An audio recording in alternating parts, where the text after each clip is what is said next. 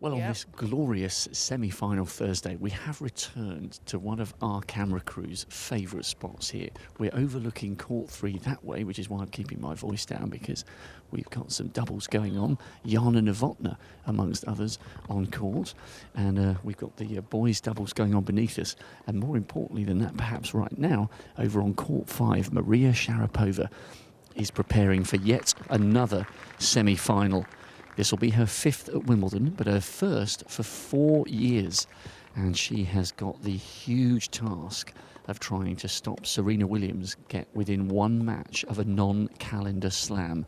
Sharapova, of course, famously beat Serena in 2004 to the Wimbledon title at the age of just 17, but she hasn't beaten Serena Williams since that year. She had 2 victories over her 11 years ago, but since then it's all been Serena Williams, who therefore leads the heads-to-heads 17-2 going into this, their 20th meeting.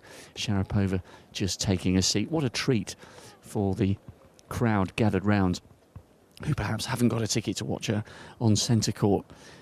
Sharapova has only lost 1 set so far in this Wimbledon. That was in a tiebreak against Coco van der Wey, but she's got an absolute mountain to climb to beat Serena Williams. She hasn't taken a set off Serena in their last 5 meetings. Beaten by the world number 1 in the Australian Open final and in the French Open final in 2013. And speaking about the world number 1, here we are overlooking 3. And another reason why this is such a good court is because you get vantage points all across. And if you pan around to court 9, you will see the opponent of Maria Sharapova, Serena Williams, just doing her own knock-ups there. Quite interesting. There's no love lost between the two of them, so I don't think they would have accepted knocking up on adjacent courts, but of course the way this magnificent complex is put together, neither Sharapova or Williams will be having to look at each other during their warm-up. So Serena, 2 matches away from the non-calendar slam. It's her first semi-final in 3 years, but she has an incredible record against Maria Sharapova.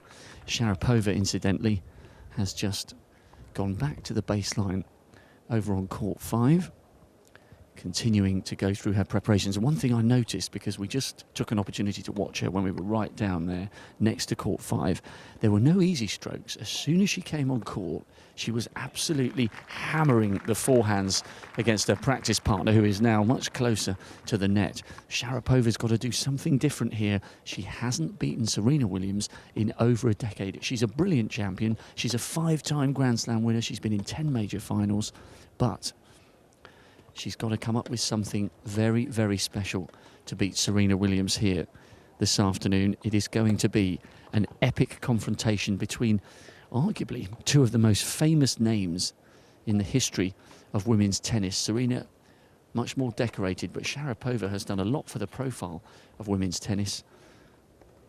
And it's going to be an absolutely brilliant confrontation. The question is, can Maria Sharapova do something differently today than that which she's produced against Serena for the last 11 years? If she can, we could be in line for one of the all-time great women's semi-finals here on centre court.